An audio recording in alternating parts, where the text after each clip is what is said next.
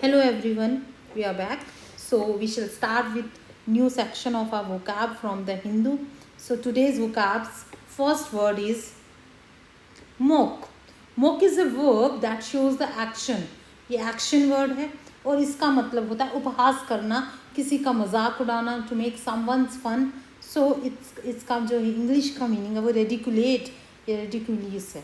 सो सिनोनियम जो इसका समानार्थी है वो है टीज करना, किसी को परेशान करना, डिराइड करना, to make fun of somebody's weakness. तो इसका एंटोनियम अपोजिट है किसी को अप्रिशिएट करना, किसी को मोटिवेट करना, किसी की गुड क्वालिटीज़ को प्रमोट करना. और इसका जो एंटोनियम है वो है परेज, तारीफ करना. So let us understand about this word with the help of a sentence. Opposition MPs mock the government's decision. जो अपोजिशन विरोधी पार्टी के जो एमपीज थे, मेंबर ऑफ पार्लियामेंट्स थे, उन्होंने वो मजाक उड़ाने लगे गवर्नमेंट ने जो डिसीजन लिया था, जो भी नया पॉलिसी या जो भी प्रोग्राम नया बनाया था उसके रिगार्डिंग जो डिसीजन लिया था उस पर जो अपोजिशन के मेंबर ऑफ पार्लियामेंट्स थे वो उनका मजाक उड़ाने लगे. So the next word is optimistic.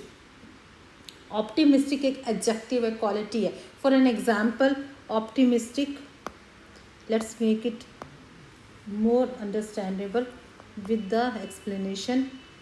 Optimistic, so here is optimistic man. Noun है, नाउन की जो क्वालिटी होती है दैट इज़ योर एडजेक्टिव. तो ऑप्टिमिस्टिक एडजेक्टिव एक क्वालिटी है. सो आशीर्वादी होना, आशावादी होना, अच्छा सोचना, पॉजिटिव सोचना आने वाले समय के लिए, चीयरफुल होना, खुशनुमा होना. इसका सिनोनियम है, समानार्थी है चेयरी. चेयरी जो खुश मिजाज होता है, जो हमेशा हंसता मुस्कुराता रहता है और जो पॉजिटिवली सोचता है, हर चीज़ को पॉजिटिव, हर चीज़, हर ड्रॉबैक, हर सिचुएशन में जो पॉजिटिव सोचता है, हर एक नेगेटिव सिचुएशन में से जो अच्छा कुछ देखता है, अच्छा कुछ महसूस करता है या अच्छा कुछ लेसन गेन करता है, पॉजिटिव लेसन जो लेता है हर एक इंसिडेंट ऑफ लाइफ से, एक्सपीरियंस ऑफ लाइफ से, उसको हम ऑप्टिमिस्टिक कहते हैं, आशावादी कहते हैं. और इसका जो एंटोनियम होता है वो होता है पैसिमिस्टिक. ये वो पर्सन होते हैं जो again it is an adjective. और पैसिमिस्टिक वो लोग होते हैं जो हर सिचुएशन में आइदर इट इज़ गुड और bad, they always try to find out the faults, defects और ड्रॉबैक्स निकालते. हर सिचुएशन, हर इंसिडेंट और हर लाइफ के एक्सपीरियंस में से वो नेगेटिव चीज़ों को क्या करते हैं, कैरी कर लेते हैं, बुराइयों को देखते हैं, बुराइयों की तरफ फोकस करते हैं. ऐसे पर्सन्स को हम पैसिमिस्टिक कहते हैं. सो let us make it more clear with the help of this sentence. The optimistic mood leads to an definite direction. जब इंसान आशावादी होता है तो वो अपनी लाइफ में फोकस्ड रहता है और एक अच्छी दिशा की तरफ जाता है, लाइफ में एक अच्छी तरफ बढ़ता है. So the third word is your disposal. Disposal होता है किसी काम को ख़त्म करना, निपटा देना, किसी चीज़ को बांट देना, बंटवारा कर देना. तो again it is a noun. सो सिनोनियम जो है इसका अलॉटमेंट होता है, किसी को दे देना. गवर्नमेंट ने जो लैंड है वो जो पीजेंट्स को, लैंड पीजेंट्स को वो क्या कर दी, उनको अलॉट कर दी, उनको डिस्पोज कर दी, उसको उनके डिस्पोजल पर दे दिया. एलोकेशन भी ऐसे ही होता है, दोबारा किसी चीज़ को रीडिवाइड करना, किसी चीज़ को डिस्ट्रीब्यूट करना, एलोकेशन होता है. सो इसका जो एंटोनियम होता है वो होता है कीपिंग, यानी अपने पास रखना, हैविंग समथिंग विद यू, अपने पास रखना, उसको डिस्ट्रीब्यूट नहीं करना. और its example in the sentence will better help you to in the better explanation of this its meaning. Disposal of his shares in the company was meant to be done soon. जल्दी से जल्दी जो company में उसके shares हैं उसको disposal किया जाएगा, उनको डिस्ट्रीब्यूट कर दिया जाएगा. So the fourth word of the day is resurgence. Resurgence ये सर्ज वर्ड है. सर्ज होता है उभर कर आना, सामने आना, ऑल ऑफ सडन एक राइज शो होना, किसी चीज़ का सामने निकल के आना, ऑल ऑफ सडन. रिसर्जेंस दोबारा उसका रीगेन करना, उस पोजीशन को, अपवर्ड शिफ्ट को बताना, किसी चीज़ के राइज अप को बताना, राइज को बताना, ये रिसर्जेंस होता है. ये नाउन है, पुनरुत्थान. जैसे आपने एम्पायर्स के हिस्ट्री में आपने एम्पायर्स के कंटेंस्ट में देखा होगा कि वो जो चोलाज एम्पायर ने रिसर्च किया, या आपके जो बहुत सारे एग्जाम्पल्स हैं हिस्ट्री में जहाँ पर मुगल्स ने दोबारा रिसर्च किया. सो रिन्यूअल, नए फोर्स से, नई एनर्जी से दोबारा सामने आना, उसको बोलते हैं रिसर्जेंस। इसका सिनोनिम है रिवाइवल करना, पुरानी चीज़ को दोबारा रिन्यू करके सामने लाना, नई एनर्जी के साथ सामने आना, रिकवरी करना। एंड इसका एंटोनिम है फेलियर हो जाना, मतलब उस चीज़ को करने में, उस काम को करने में नाकामयाब होना, या लॉस ऑफ एनर्जी की वजह से या किसी भी रीज़न से आप उसको सक्सीड ना कर सको, उसको कंप्लीट ना कर सको, तो उसको हम फेलियर कहते हैं। Then here is example that is given is in the form of sentence. Resurgence of interest in religion led him to the ultimate peace. अब resurgence of interest in religion led him to जो resurgence हुआ उनके religion में, इसकी interest की वजह से अब उसको ultimate peace मिल गया। पहले वो religion धर्म में विश्वास नहीं करता था, धार्मिक प्रक्रियाओं में विश्वास नहीं करता, लेकिन उसके मन में जो दोबारा इंटरेस्ट हुआ है रिलीजन धर्म की तरफ, अध्यात्म की तरफ, इसलिए अब उसके मन में क्या अल्टीमेट पीस उसने अटेन कर लिया।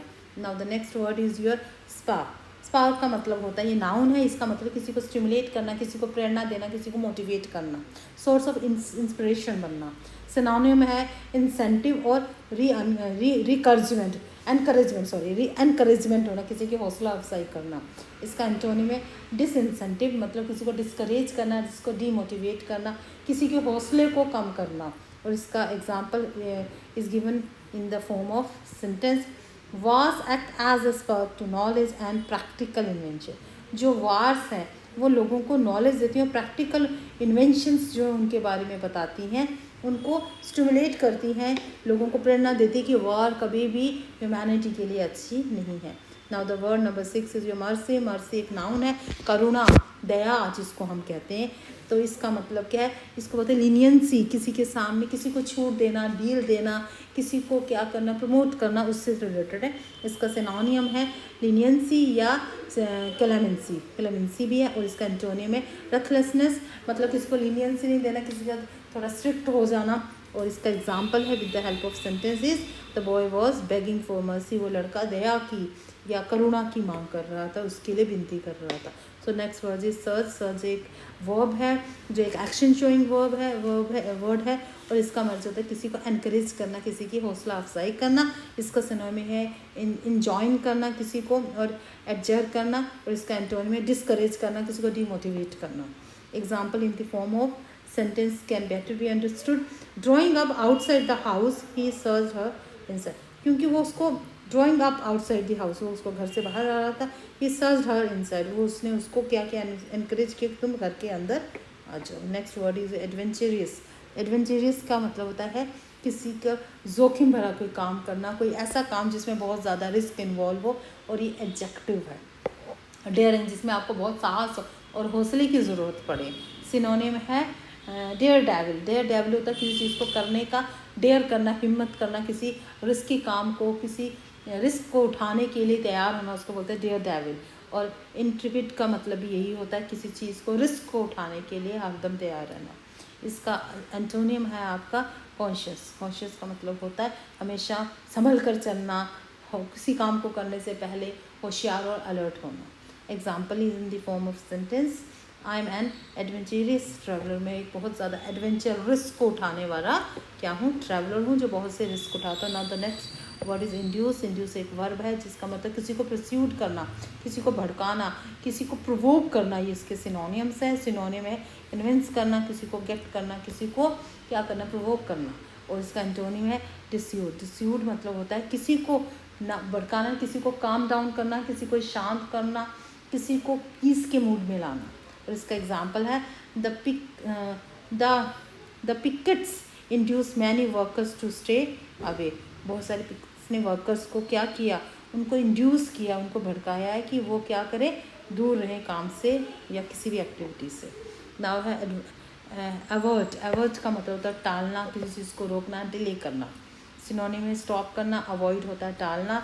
और इसका एंटोनियम है आपका एड, किसी चीज़ में हेल्प करना, हेल्पफुल होना। और इसका example can better be understood with the help of this sentence, talks fail to avoid the rail strike. जितनी भी बातचीत हो रही थी आने वाली रेलवे की स्ट्राइक को लेकर, वो सब फेल हो गई हैं या टल गई हैं। So thank you and have a nice day. We will soon meet with some other vocab from the Hindu. Have a nice day.